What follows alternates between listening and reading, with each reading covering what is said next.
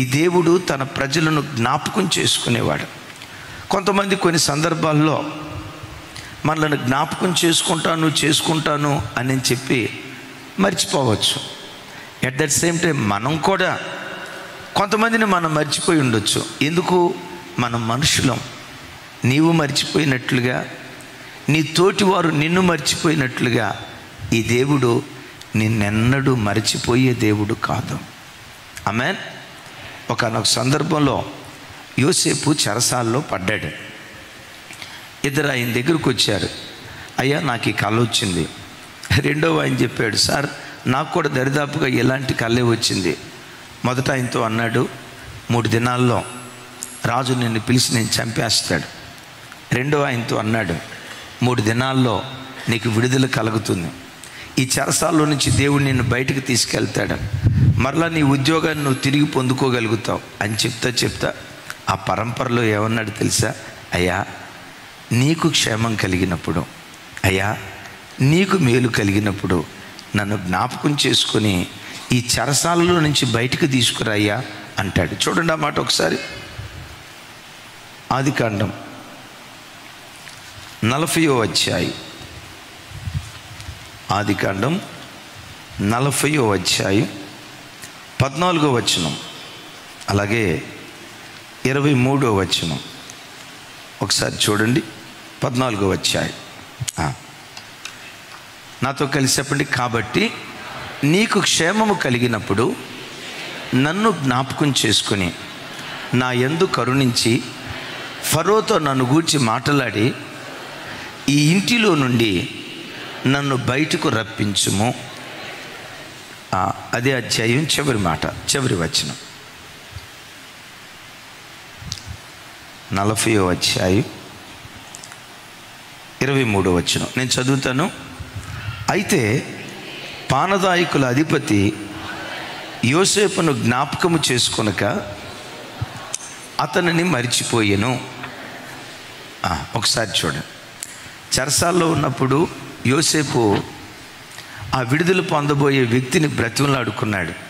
నీకు మేలు కలిగినప్పుడు, అయ్యా నీకు క్షేమం కలిగినప్పుడు నన్ను జ్ఞాపకం చేసుకొని రాజైన ఫరోతో మాట్లాడి ఈ చెరసాల్లో నుంచి నన్ను బయటకు తీసుకురాయ్యా అన్నాడట.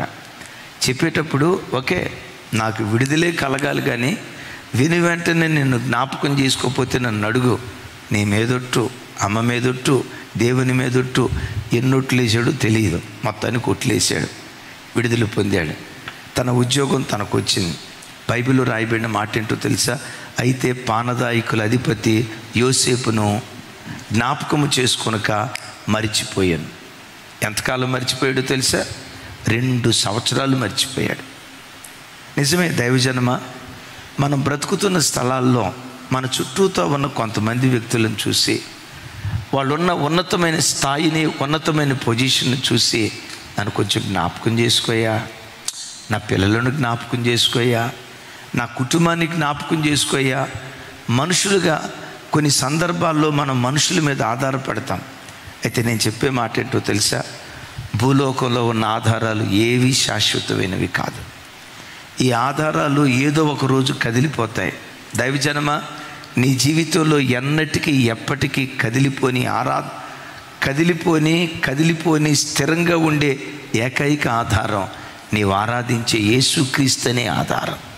బైబిల్లో రాసి ఉంటుంది, ఇశ్రాయేలీయులకు ఆధారుడు నరుడు కాడు.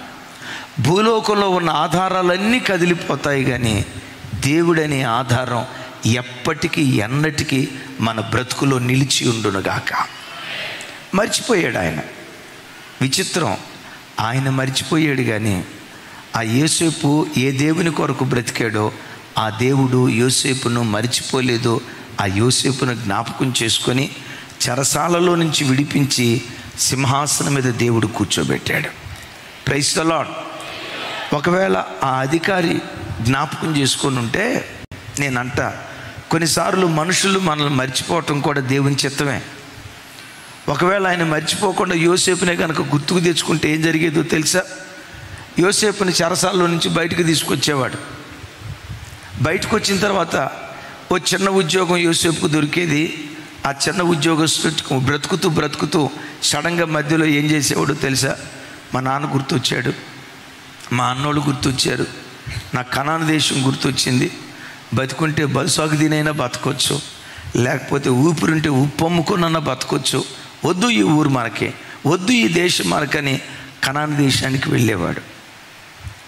నేనంట మనుషులు మర్చిపోయేటట్లుగా దేవుడు చేయటాన్ని బట్టే యోసేపు పట్ల దేవునికి ఉన్న ప్రణాళిక నెరవేర్చబడింది. దైవజనమా, నీ జీవితంలో నా జీవితంలో వాళ్ళు మర్చిపోయారు, వీళ్ళు మర్చిపోయారు.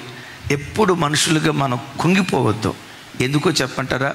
వాళ్ళు మర్చిపోవటం వెనుక దేవుని ప్రణాళిక ఉంది. ఎందుకు వాళ్ళు మర్చిపోతారా అంటే, నీ మీద దేవునికి ఉన్న ప్రణాళిక సంపూర్ణంగా నెరవేర్చబడటానికి కొందరు మర్చిపోయేటట్లుగా దేవుడే చేస్తాడు. యేసయ్యకి మహిమ కలుగును గాక.